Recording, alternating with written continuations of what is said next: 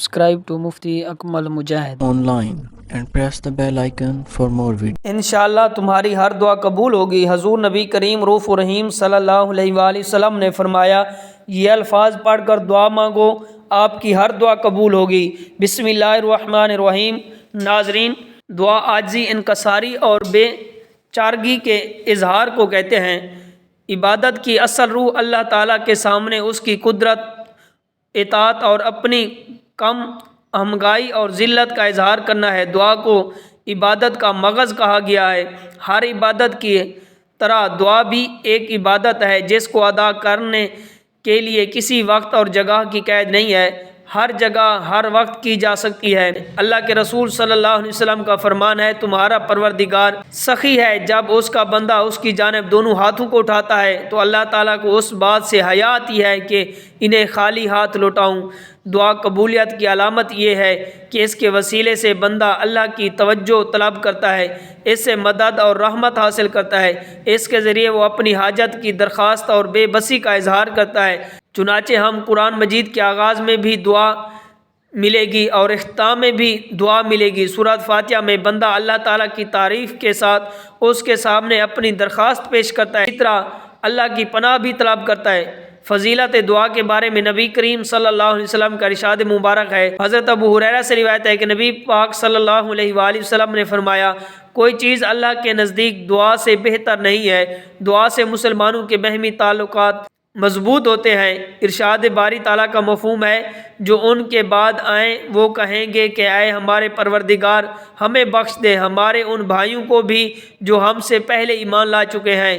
نبی کریم صلی اللہ علیہ وسلم نے ارشاد فرمایا، وہ چیزیں جو مرنے کے بعد میت سے منقطع نہیں ہوتی، ان میں سے ایک دعا بھی ہے۔ دعا ایسی عبادت ہے جس کے لیے نہ کوئی وقت متعین ہے، نہ حالت۔ انسان کسی بھی وقت بلند آواز سے یا آہستہ، سفر، حضر، صحت، مرض، غرض، کسی بھی حالت میں دعا کر سکتا ہے۔ سختی، آزمائش اور مصیبت کے ازالے کے لیے دعا کا اہتمام کرنا چاہیے۔ حضرت ابراہیم علیہ السلام نے وطن سے ہجرت کرتے وقت فرمایا تھا کہ میں اپنے پروردگار سے دعا مانگ کر محروم نہیں رہوں گا۔ حضرت زکریا علیہ السلام نے فرمایا تھا کہ اے اللہ، میں کبھی بھی تجھ سے دعا کر کے محروم نہیں رہا۔ اللہ تعالیٰ نے اپنے ان بندوں کی تعریف کی جو اس سے دعا کرتے، یہ لوگ نیک کاموں کی طرف جلدی کرتے تھے، ہمیں لالچ، طمع، ڈر اور خوف سے پکارتے تھے، اس حال میں کہ انبیاء پر خشوع و خضوع کی کیفیت طاری ہوتی تھی۔ بندہ دعا سے اس عمل کا ثواب حاصل کر لیتا ہے جس کو اس نے انجام نہیں دیا۔ نبی پاک صلی اللہ علیہ وسلم نے فرمایا، جس نے صدق کے دل کے ساتھ اللہ تعالیٰ سے شہادت کی تمنا کی، اللہ تعالیٰ اس کو شہید کے درجے تک پہنچا دے گا، اگرچہ اس کی موت بستر پر ہو۔ حضرت ابو ہریرہ فرماتے ہیں کہ نبی پاک صلی اللہ علیہ وآلہ وسلم نے فرمایا، جو شخص اللہ تعالیٰ سے دعا نہیں مانگتا، اللہ اس سے ناراض ہوتا ہے۔ حضرت ابو ہریرہ فرماتے ہیں کہ نبی پاک صلی اللہ علیہ وسلم نے فرمایا، 3 آدمیوں کی دعا قبول ہوتی ہے جس میں کوئی شک نہیں، مظلوم کی دعا، مسافر کی دعا، والد کی دعا اپنے بیٹے کے حق میں۔ دعا کے آداب میں سے ہے کہ دعا کے قبول ہونے میں جلدی نہ کی جائے۔ حدیث شریف کا مفہوم ہے کہ اللہ تعالیٰ 3 آدمیوں کی دعاؤں کو قبول نہیں فرماتا، ایک وہ جو گناہ کی دعا مانگے، دوسرا وہ جو ایسی بات چاہے کہ اس میں قطع رحمی ہو، اور تیسرا وہ جو دعا کی قبولیت میں جلدی کرے کہ میں نے دعا مانگی تھی اب تک قبول نہیں ہوئی۔ دعا کی قبولیت کی شرط میں سے چند شرائط یہ ہیں کہ دعا کرنے والا خدا کی قائم کردہ حدوں سے تجاوز اور گناہ کبیرہ پر اصرار کرنے والا نہ ہو۔ اللہ تعالیٰ گناہ کبیرہ پر اصرار کرنے والے کی دعا قبول نہیں کرتا۔ دعا کرتے وقت داعی کو اس بات کا کامل یقین ہو کہ اللہ کے سوا کوئی قادر نہیں، اور صدق کے دل سے حضور نبی کریم صلی اللہ علیہ وسلم خشوع و خضوع کے ساتھ دعا کی جائے۔ دل غافل اور لاپرواہ اور زبان پر دعا کے کلمات ہوں تو یہ دعا قبول نہیں ہوتی۔ نبی پاک صلی اللہ علیہ وسلم کا فرمان ہے کہ اللہ تعالیٰ غافل اور بے توجہ دل کی دعا قبول نہیں فرماتا۔ دعا کرنے والے کے لیے یہ بھی ضروری ہے کہ حرام کھانے پینے سے بچتا ہو، دعا کے بارے میں بے صبری نہ کرتا ہو۔ اس کے ساتھ ہمارے پیارے آقا نبی کریم صلی اللہ علیہ وسلم نے فرمایا، دعا کرنے کا طریقہ سکھایا۔ دعا کرتے وقت دونوں ہاتھوں کو پھیلا کر رکھا جائے، دونوں ہاتھ مونڈوں کے برابر ہوں۔ پہلے اللہ پاک کی حمد ثنا بیان کی جائے اور نبی کریم صلی اللہ علیہ وسلم کی ذات مبارکہ پر درود پاک پڑھا جائے، پھر دعا کی جائے۔ دعا کرتے وقت آواز پست اور آہستہ ہو، کیونکہ خود اللہ تعالیٰ نے دعا کے آداب بتائے۔ ارشاد فرمایا، تم اپنے اللہ کو گریہ زاری کے ساتھ اور چپکے پکارو۔ تو ناظرین، ہمارا آج کا وظیفہ بھی دعا کی قبولیت کے حوالے سے ہے۔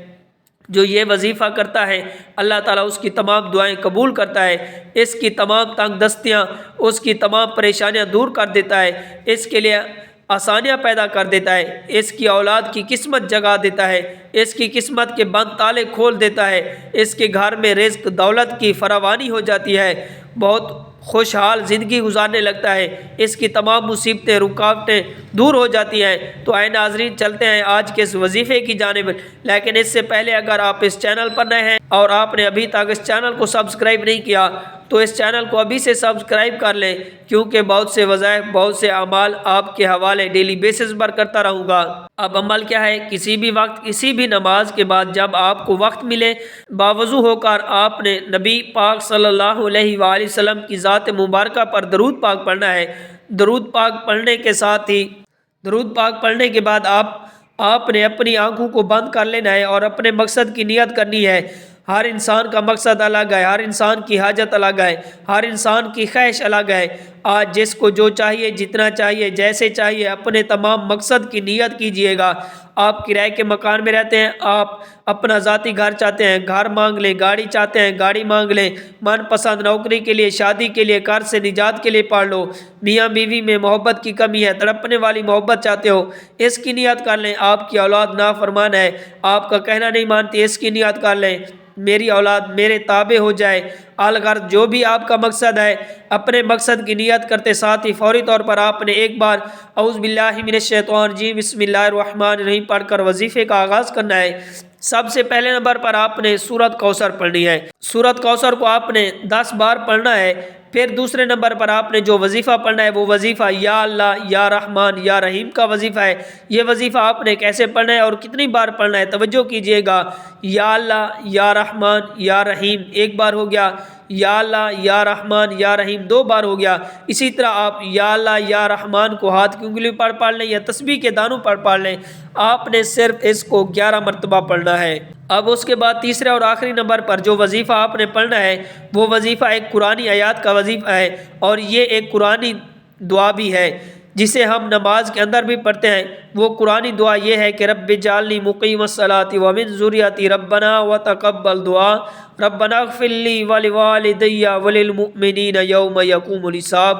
یہ قرآنی دعا کو آپ ہاتھ کی انگلی پر پڑھ لیں یا تسبیح کے دانوں پر پڑھ لیں۔